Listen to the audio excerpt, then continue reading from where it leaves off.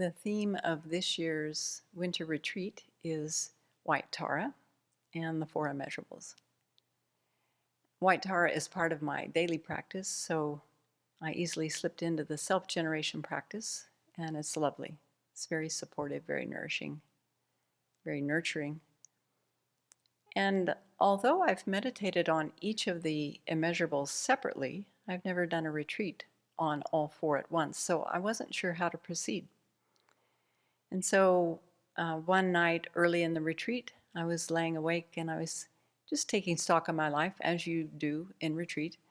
And I recognized that even though I've devoted a lot of attention to working on anger, anger is still anger and all its permutations: irritation, annoyance, frustration, resentment, even rage sometimes.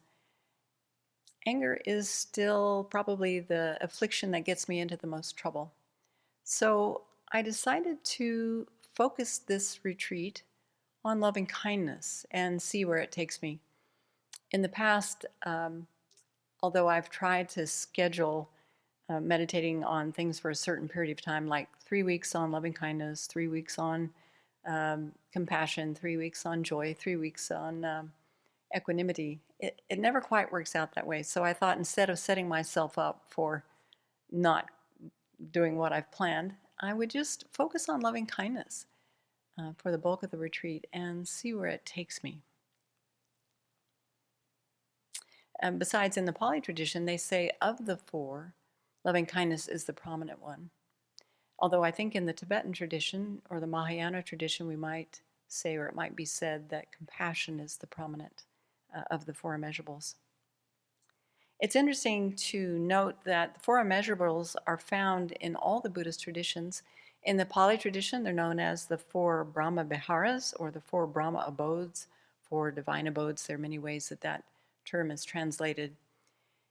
In the Sanskrit tradition, they're called the four immeasurables because we're cultivating, for example, immeasurable loving kindness for immeasurable sentient beings for an immeasurable length of time. And then in the Chinese tradition, they're known as the four infinite minds. I don't know much about that. I couldn't find much about that.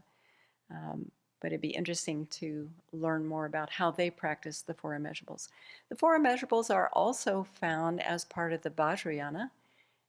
Many sadhanas include the four immeasurables as part of the preliminaries, and they have their own unique expression of understanding of what they mean and how they're worked with.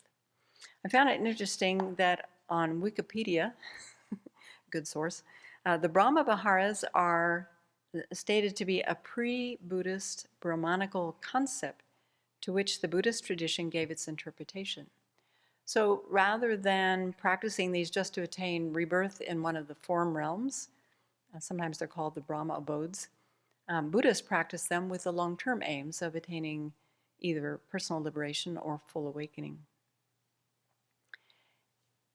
In the Pali tradition, they say it's important to practice the four immeasurables for two reasons in particular. One is to strengthen one's concern for others, and then the second is for cultivating dhyanas, or form realm absorptions. And in a similar vein, Maitreya says in the Ornament of Clear Realization that equanimity, love, compassion, and empathic joy are not immeasurable unless they are accompanied by an actual dhyana, or form realm absorption. So that means that in the Mahayana, the four immeasurables may be meditated upon to increase one's concern for others, or to support and increase one's bodhicitta, but also as an object of meditation for cultivating shamatha, calm abiding, serenity. So probably most of us are comfortable with that first reason, to support our strengthening our concern for others and developing our bodhicitta. But it wasn't until I read this second reason in volume 5, which I'd like to promote in praise of great compassion, beautiful, beautiful combination of teachings on the four immeasurables and the methods for developing bodhicitta. Then I started to think about these four immeasurables as actual objects for developing serenity or calm abiding. I was thinking back to 2019 when Venerable Nima was here. She and I decided to memorize the Metta Sutra using the Amravati translation. And I have fond memories of standing at the kitchen sink washing dishes together as we would recite the Heart Sutra together and try to learn the phrases we hadn't learned yet. And then I even did a couple of BBCs on the meaning of the verses of the Metta Sutta, but I see that in hindsight, I really didn't understand much about the middle verses. What's interesting is that looking at the outline of the Metta Sutra, it reminds us that developing loving kindness is not just some feel-good meditation to do to lift our spirits. Of course, we can use it that way, and it's a very powerful way to lift our spirits, to feel connected with others, and to cultivate a lot of virtue. But the sutta opens with the qualities of one who practices loving kindness. And so let me just read those to you. It's very beautiful. This is what should be done by one who is skilled in goodness and who knows the path of peace. Let them be able and upright, straightforward and gentle in speech, humble and not conceited, contented and easily satisfied, unburdened with duties and frugal in their ways, peaceful and calm and wise and skillful, not proud or demanding in nature.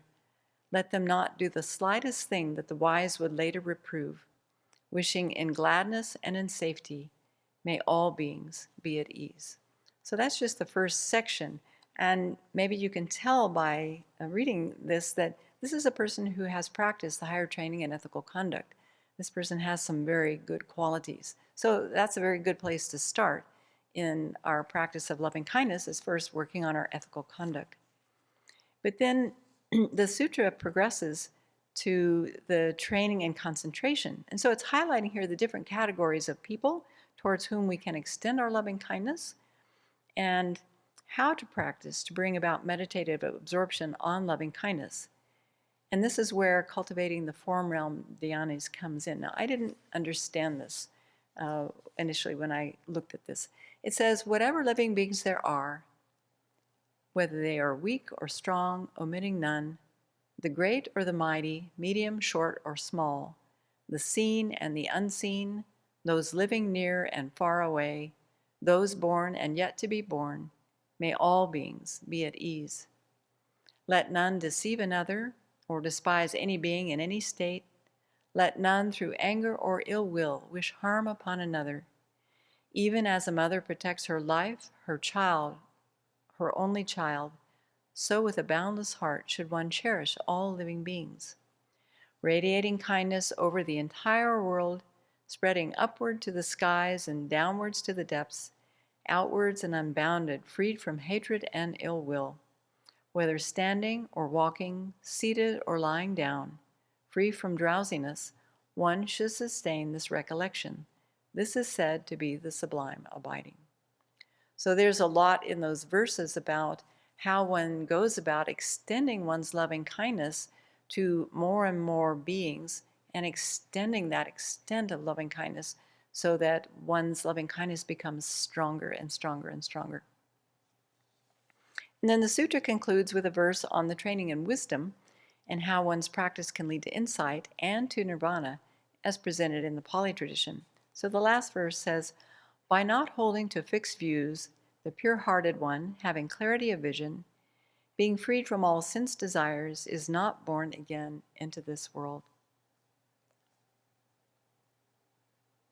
So initially, reciting different formulas like, may he be happy and free from suffering, is a tool. That's how we get started. But cultivating loving kindness is not about reciting the formula.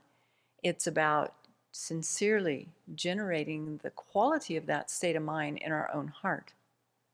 So it's interesting that there are many variations of phrases, as there are meditators probably. Sharon Spalsberg keeps it very simple with phrases like, may he, she be safe, be happy, be healthy, live with ease. Jack Cornfield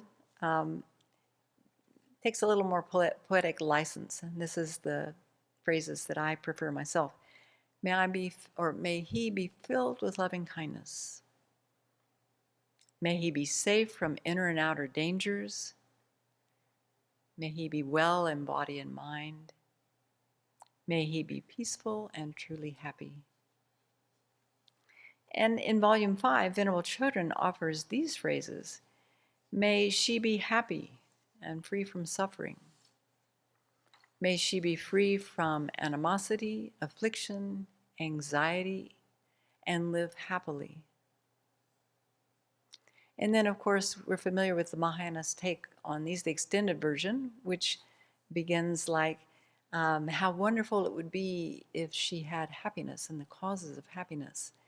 How wonderful, may they have these. I shall cause them to have these.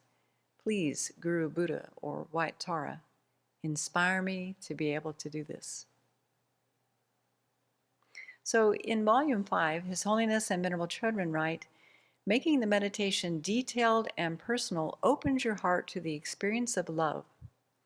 When the feeling of love arises, it will gain momentum, and after a while, the meditation will carry on by itself without your having to use the formula. So I had a small taste of this. A couple of winters ago, I was focusing on equanimity and going through the formula of friend, enemy, stranger, and really thinking about aspects of their life and thinking about how all of them want happiness, want to be free of suffering, thinking about all of them had been my mother, my father, sister, brother, friend.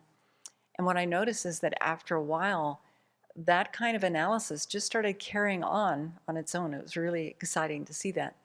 Of course, I stopped doing it and then it stopped running in my mind. But it gave me a taste of what's possible when we familiarize ourselves with these attitudes.